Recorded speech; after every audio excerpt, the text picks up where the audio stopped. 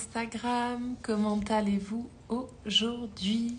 Bienvenue à mon 277e jour d'interview de femmes merveilleuses. Hélène Fourcade, life coach experte en résilience pour vous accueillir. Je vais donner quelques instants à Instagram pour vous prévenir que je suis en live. Le temps également à mon invité Jade de me retrouver en direct. Coucou Lee, comment vas-tu? Coucou Jade. Alors, avec Jade, on va parler durant à peu près 20 minutes. On va parler d'elle, de qui elle est, de qu'est-ce qu'elle fait et de comment est-ce qu'elle en est arrivée là. Voilà. Alors, Jade, ça c'est fait. Voilà. Si vous avez des questions, n'hésitez pas à les poser en direct à Jade ou après par la suite. Ça sera, je pense, accueilli avec plaisir. Coucou! Ah, je suis contente de te voir. Oui, moi aussi. Comment vas-tu? Ça va bien et toi? Ouais, ça va top. Tu m'entends bien parce que je viens d'emménager dans un nouvel appart et j'ai pas encore tout meublé, donc j'ai l'impression qu'il y a une espèce d'écho un peu. C'est ok. Il y a un petit écho, mais c'est pas grave. Ok, T'inquiète pas. On t'entend quand même bien. super, trop bien. Ah, je suis trop Alors, contente. mais oui, moi aussi. J'allais dire, on va parler de toi, Jade. On va parler de qui tu es, de qu'est-ce que tu fais, de comment est-ce que tu en es arrivé là. Et pour ce faire, on va passer environ 20 minutes ensemble. Voilà. Trop bien, super. Je suis trop excitée. Bah, merci de m'avoir invitée déjà. Ouais, je t'en Trop prie. contente. Ça fait un moment que je voulais le faire et là c'était le bon moment, donc c'est Ouais. parfait. Eh ben, c'est génial. Je dis coucou à Coco, Et à, ah, il y a coucou Fabienne. à Fabienne, à Jeanne, à Karim, tout le monde. Bienvenue en tout cas. Alors du coup, Jade, en quelques mots, très rapidement, est-ce que tu pourrais nous dire un petit peu qui es-tu? Alors, donc je suis Jade, je suis coach en développement personnel.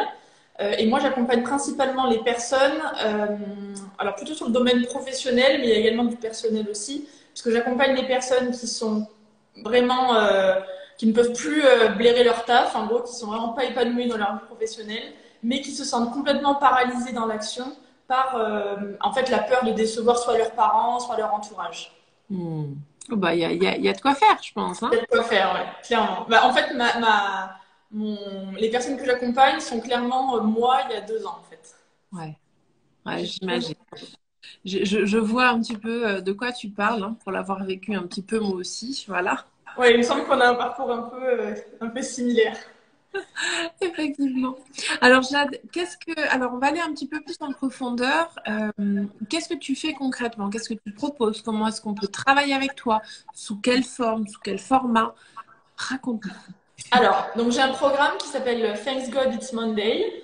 C'est un programme que j'ai du coup créé complètement à partir de cette problématique de l'envie en fait de changer de taf, mais tout en étant perdu. C'est vraiment un point de départ qui est important. J'accompagne vraiment les personnes qui ne savent pas ce qu'elles ont envie de faire ou qui ne savent pas vers où aller, et en même temps qui se sentent vraiment paralysées par cette problématique du regard des autres et plus particulièrement du regard de l'entourage proche.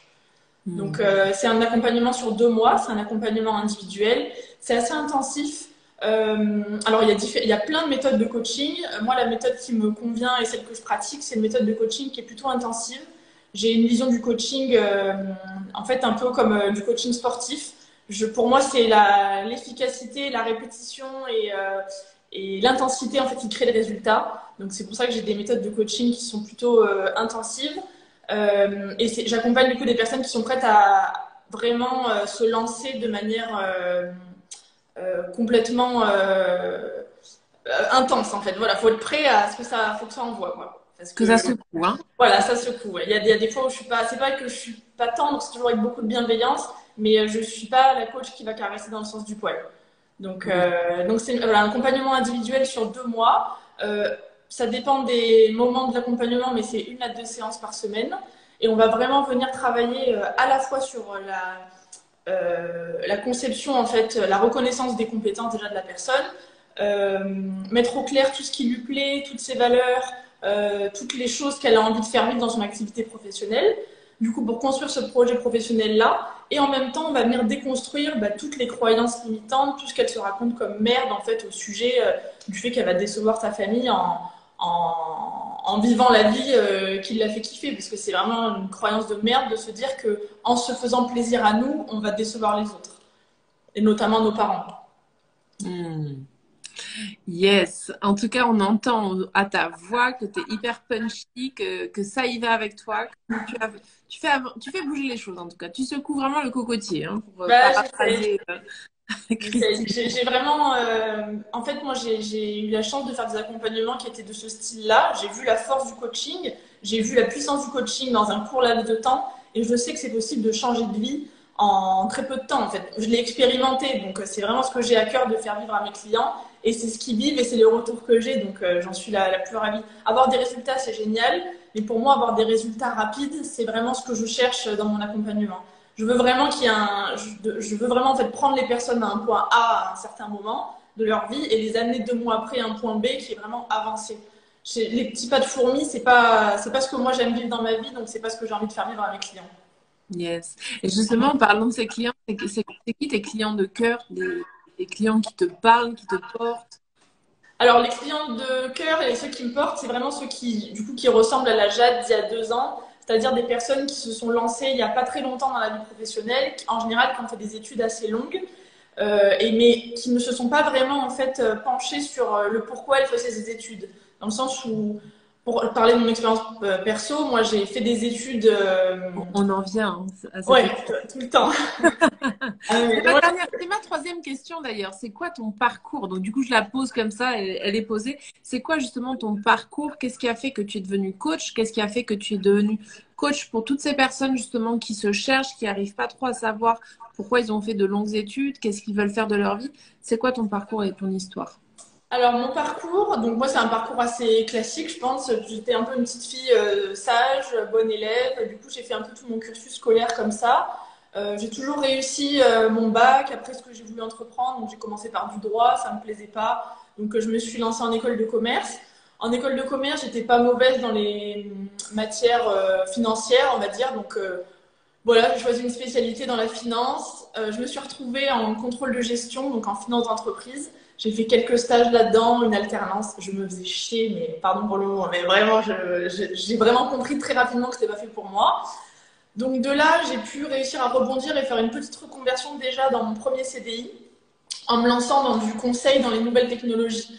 Donc j'imaginais vraiment le truc hyper dynamique, bosser avec des jeunes, un peu, tu vois, le style à la Google sur la Silicon Valley, quoi. Bon, première expérience, c'était pas vraiment ça, c'était plutôt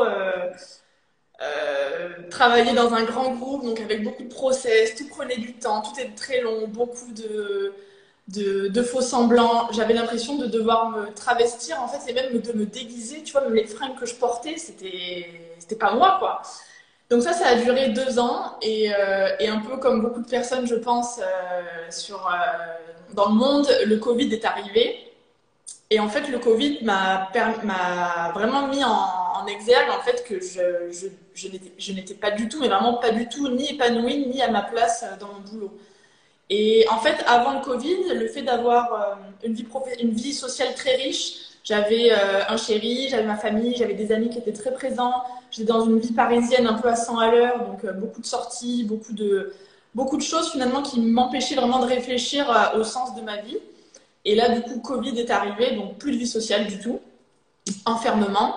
Et là, en fait, obligé de voir les choses en face. Quand t'as plus que ton taf dans ta vie et que tu n'aimes pas ton taf, bah, en fait, t'aimes pas ta vie, quoi. Donc, c'est un peu ça qui s'est passé pendant le Covid.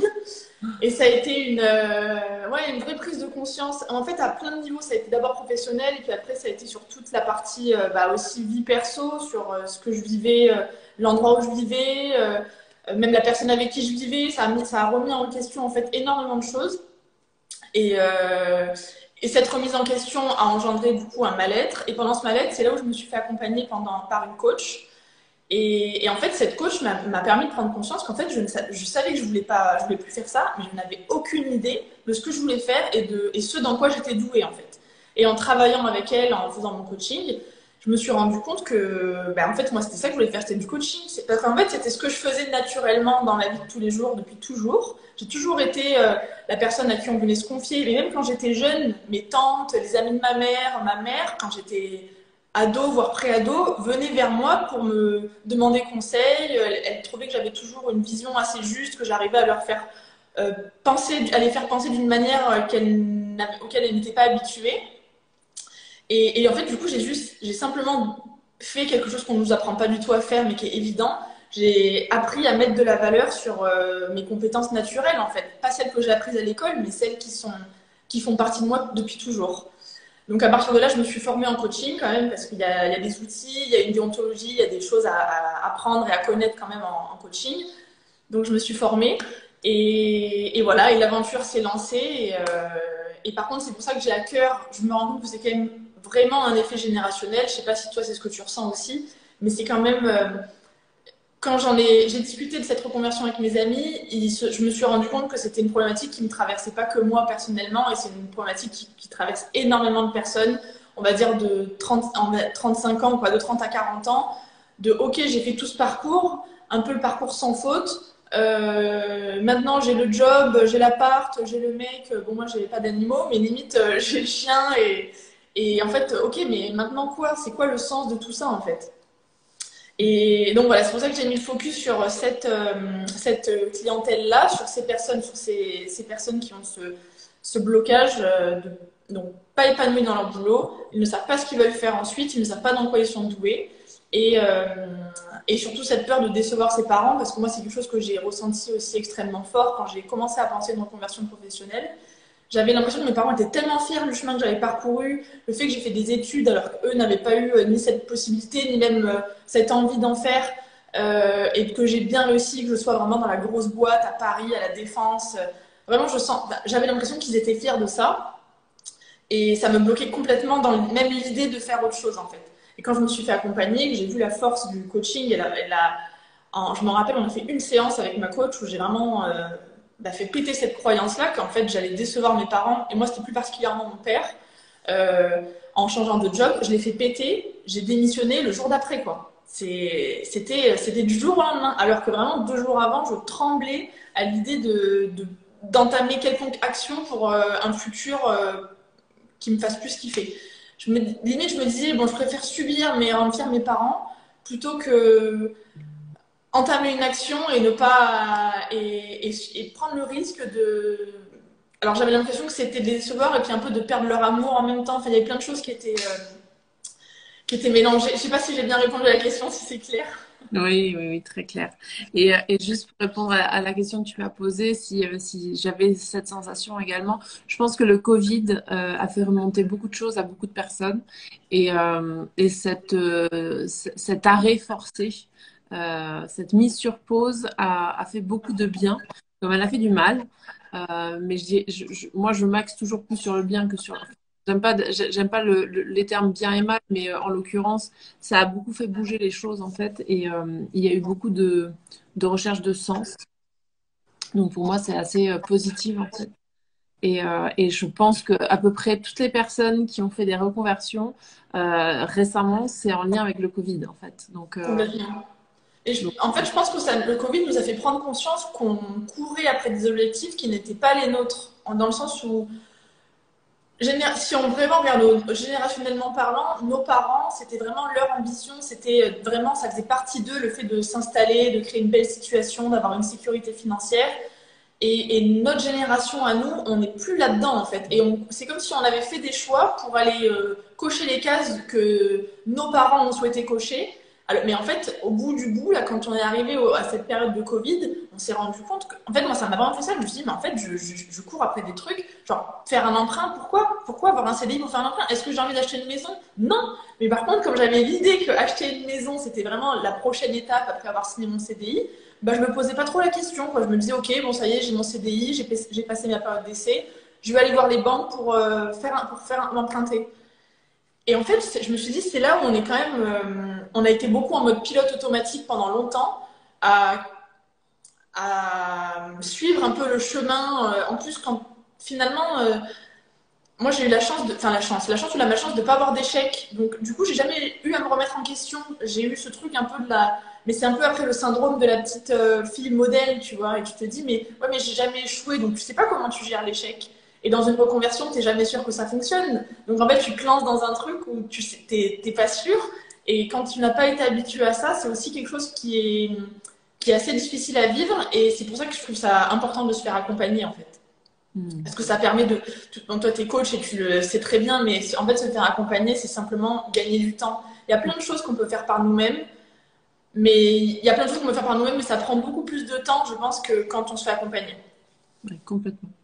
Ouais, on est vraiment des accélérateurs, hein. C'est ça. Et pour être honnête, personne n'a besoin de nous.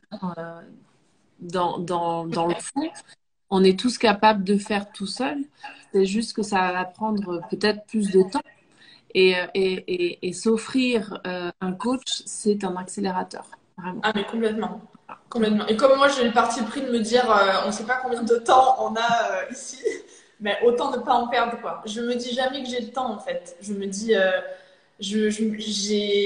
maintenant, je suis dans ce truc-là, j'ai plus envie d'attendre. J'ai envie de vivre à l'instant T les choses que j'ai envie de me faire vivre. Alors, des fois, c'est pas à l'instant T, il faut que je sois un peu patiente. J'apprends un peu à être un peu patiente. Mais j'ai plus envie, quand on a une possibilité de gagner du temps, il faut y aller, quoi. Ouais. Je suis assez d'accord, hein. Puis, notamment avec tout ce que j'ai vécu récemment, je vous garantis qu'on est à l'abri de rien.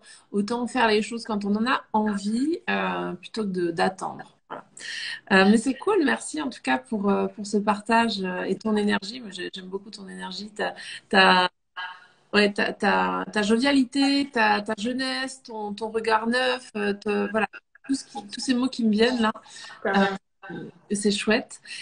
On arrive gentiment à la fin, hein, donc c'est pour ça que je ralentis un petit peu. Donc deux choses. La première, c'est que tu pourras mettre tes coordonnées en dessous de la vidéo. Ça, c'est la première chose. Génial. Pour que les personnes qui ont envie de connecter avec toi, elles puissent le faire, qu'elles puissent se plugger à ton énergie, parce que tu as une très très belle énergie. Et alors la dernière chose, j'aime bien vous demander vos inspirations. Est-ce que tu pourrais me partager trois personnes, ou trois livres, ou trois films, peu importe, qui t'ont inspiré justement à devenir la Jade que tu es aujourd'hui, celle qui a changé de vie, qui a dit merde à son ancien job, qui a tourné les talons à Paris, qui est partie vivre la vie de ses rêves. Quelles ont été ces inspirations que tu pourras également venir mettre en commentaire? Voilà. Ok, alors moi j'ai trois femmes qui me viennent en tête. Alors la première femme c'est ma maman parce elle m'a vraiment toujours soutenue dans chacun de mes choix justement et c'est grâce à elle vraiment aussi que j'ai pu m'autoriser à vivre cette vie-là parce qu'il y a eu des fois où mon mental prenait le dessus et j'avais l'impression que j'étais en train de me faire rêver sur ma capacité à me faire vivre cette vie que j'imaginais. Et elle m'a toujours remis.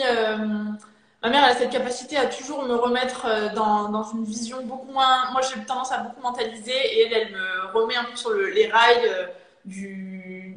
C'est même pas de la positive attitude, c'est juste sa vision de la vie en fait qui est positive et du coup qu'elle me transmet.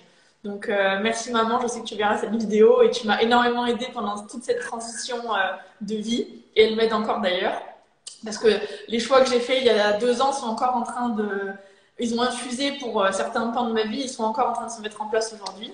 Donc ma mère, alors ma coach Edener qui m'a permis de changer de vie, de mettre de poser un nouveau regard sur moi et de plus. En fait, j'avais une vision de moi qui était affreuse. Je me voyais comme un mouton de la société. Donc, quand on se voit comme ça, c'est pas hyper positif et surtout, c'est pas hyper dynamisant pour créer quelque chose de mieux pour le futur.